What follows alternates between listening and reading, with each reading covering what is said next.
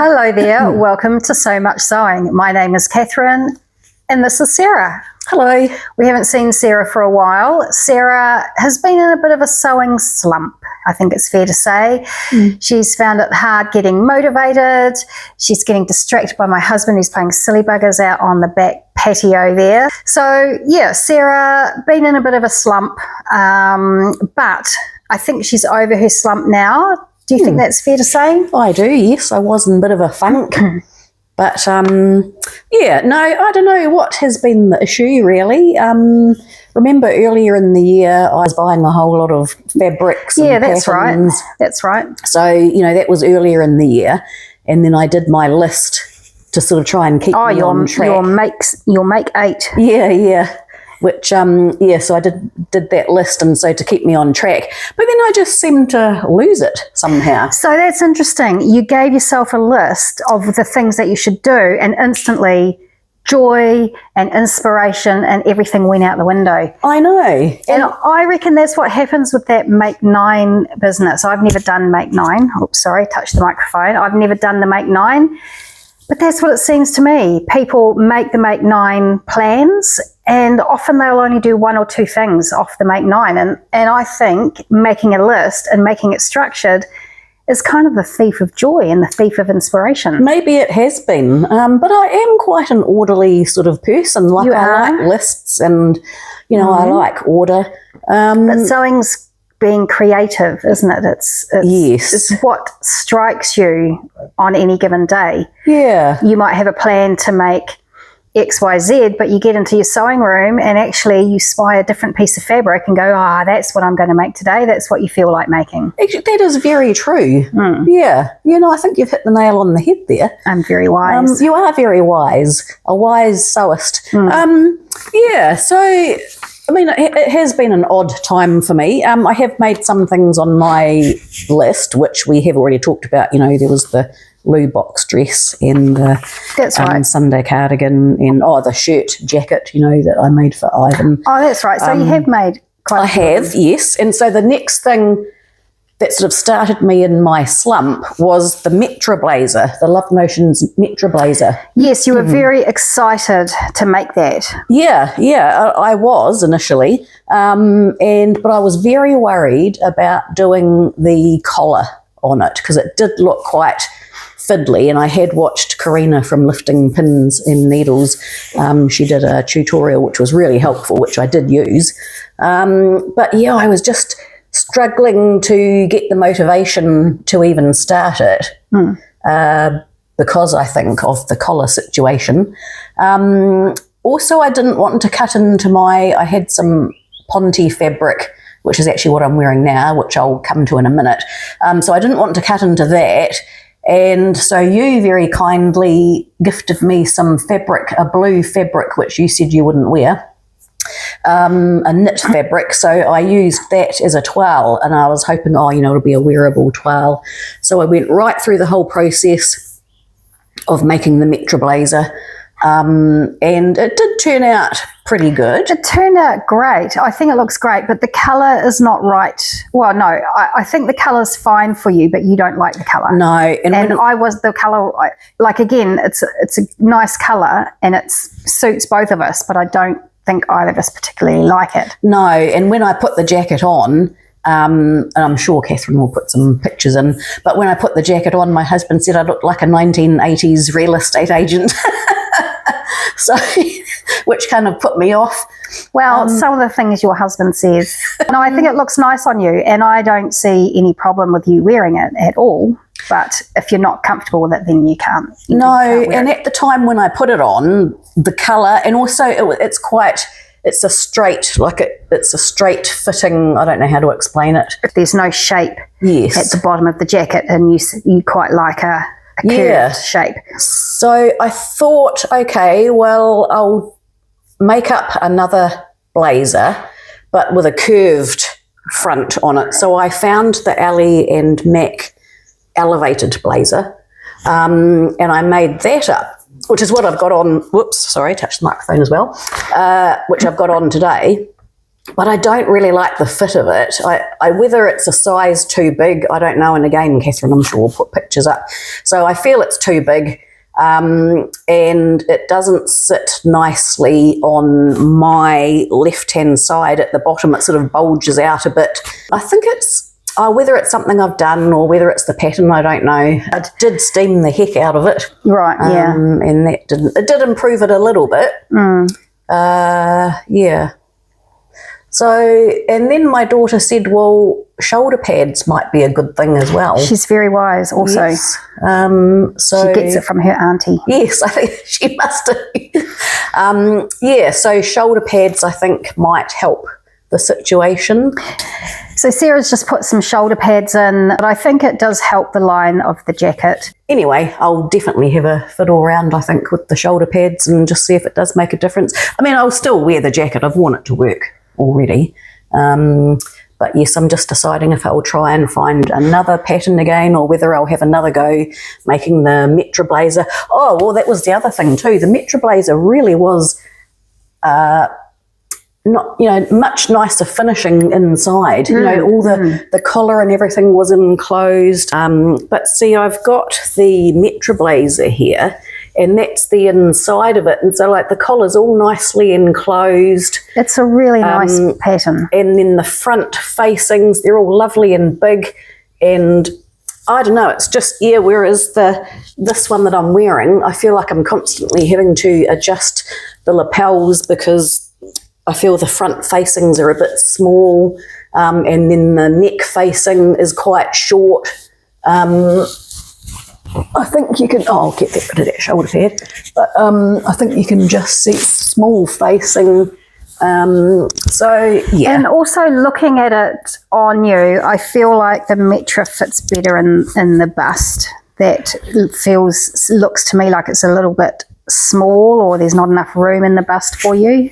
Oh, in this one? Yeah. Oh, really? I feel like it's too big, but I don't know. Something about the Metra blazer is just a nicer fit. It is. It really is. Yeah. So I'd like to see you make that one again. Although I know you're not keen on that squared off front. I think in a nicer coloured fabric, though, I think it would look different. This is nice. This is.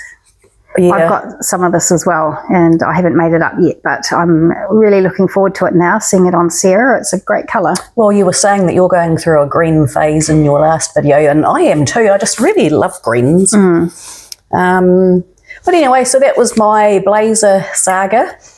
So it broke the ice. It broke your slump, do you think? Yes, it did, although I was I was still having struggles, though, with my motivation, because another thing that was on my list was a blouse. I was thinking about doing the Heron blouse, which funnily enough actually is one that I've got on now, but this is the closed neck one. I was thinking of, this is the Sewing Revival Heron blouse, but the one I was thinking about doing has the open V and then the elasticated neck, and I think I might even have ties.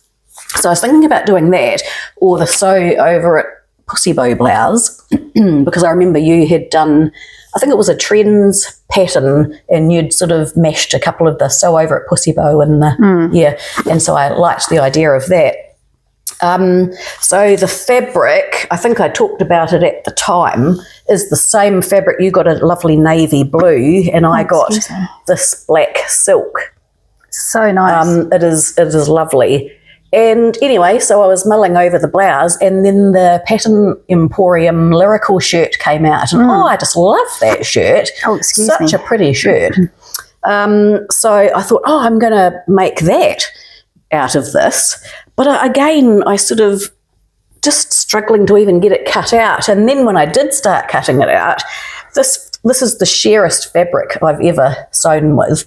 And it was all slippy, and I rang Catherine and I said, it's shifting, and I don't enjoy cutting it out. And yet that is of a fine weight silk fabric that is the most stable and most non-slippy that I've ever seen. Yeah. Well, I mean, I guess it's the finest fabric I've sewn with, so I suppose. Oh, excuse me, I'm so sorry, I've got the hiccups now. I have to give you a fright. So anyway, but I did cut it out and I thought, oh, thank goodness. And then I started putting it together. I am using I'm in the middle of doing it at the moment, so I'm using a walking foot. Sorry, we had a little break there. Not only did I get hiccups, also there's a strange thing going on with my camera at the moment, and it seems to be putting time restrictions on how much I can record. I mean, we'd reached the predetermined amount of time that I could record on, and this time it's only given me 7 minutes, so I don't know what's happening there, but so we'll have to talk fast. Anyway, so I'd got up to where I said I'd started sewing with my walking foot with this, and I'm loving making the blouse. I just can't wait actually to get it finished, so I sort of feel like yes, I'm getting back in the game again. So yeah, I really I'm doing with the pattern Emporium with the Lyrical shirt. You can do one with either a tie, like a pussy bow tie, or with a collar and stand. So yeah, that's kind of, I'm excited about that again. So that's good. Good. But a bit of a rant, sort of, I guess. Oh no. Yeah. Well, it sort of follows on from my motivation, I guess, and then fabric. It just gets so frustrated with being able to find fabric that I like. But we just don't have a good selection here, do we, really? I feel like we don't. And I like to go and feel it. I like to, feel what it's like. And We've got very few bricks and mortar fabric stores in Christchurch. There's one store that has been around forever and a day, and it's just it's a great store. It's got lots of stuff in it, but you get the feeling that a lot of the fabric's been there for 30 years and it's quite jumbled. But there is that. There is also a fabric store here in Christchurch, which is great. Yeah, that's lovely. And there is... Spotlight. Spotlight. And I think that's it as far as bricks and... Sorry, I was going to say craft. yes, but not that I've ever been there. There's not a lot of bricks and mortar choices for us. There are a number of online stores throughout New Zealand. There are some really great ones. I do get fabric from Australia. I go to My Designs, and I was looking at mood fabrics the other day, but in the end, actually for my daughter, but in the end we ended up getting something from, I think it was Fabric Box. But anyway, so yeah, that was just I just get a bit frustrated sometimes. So we just had a very annoying time because my camera was obviously full, and so, hello doggy. And so it would only give me 4 minutes worth of recording, or 22 seconds worth of recording. Hello, Docky. So I've cleared a few files out and we're going to start again. So what we were talking about... I was in Farmers the other day and I tried on a really nice corduroy dress with just like a sort of gathered waist. It had quite sort of 90s almost little sort of puff sleeves, which I didn't really like on me, but I thought, I really would like to make a needle cord dress. So I bought this beautiful... So nice. It is lovely, isn't it? This beautiful so nice needle cord or pinwheel, I don't know, but very fine corduroy. It is lovely, lovely, lovely, lovely. Yeah, I think it's going to be really nice. The colour is amazing. It feels so soft and beautiful. And it's not too bulky. No, see, this is single layer. Look how drapey that is. The dress I've got in mind is, I've just got it here on my phone actually to remind me.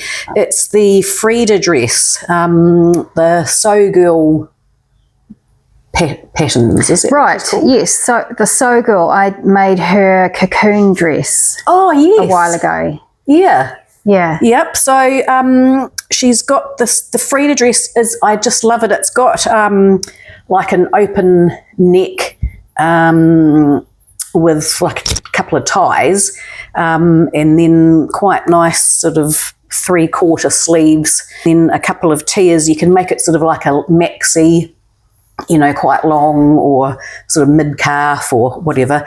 But I can see it in that. I just think it would be beautiful. I am so jealous of this fabric. There's none left, is there? Where did you get it from? I'm pretty sure you told me you got the last of it. Yes, I think I did. There might be other colours. I want this colour. I really want to make this, hopefully we'll be able to put a picture up of the So Girl dress because it's really lovely. But with the tiers, I think that will It'll still gather quite nicely. It's just not too bulky. So nice. Love it. Yeah, me too. I love it. And then just on a separate little side note, look what I got. I saw it on your video yesterday and I thought, oh, I have to have it. How much did you get? I got 3 meters. 3 meters. It's great. It's really lovely. I mean, look, I don't know what I'm going to make with it. I need for work, I need sort of smart casual or business casual, whatever they call it. I don't know. So it's going to be something kind of smartish. And look, I know it's just a jersey, fabric, but I love it so much. Well, this goes back to what we were saying earlier about lack of choice when it comes to fabrics. We don't have a huge choice in patterned jerseys. There's lots of sort of polyestery, isn't there?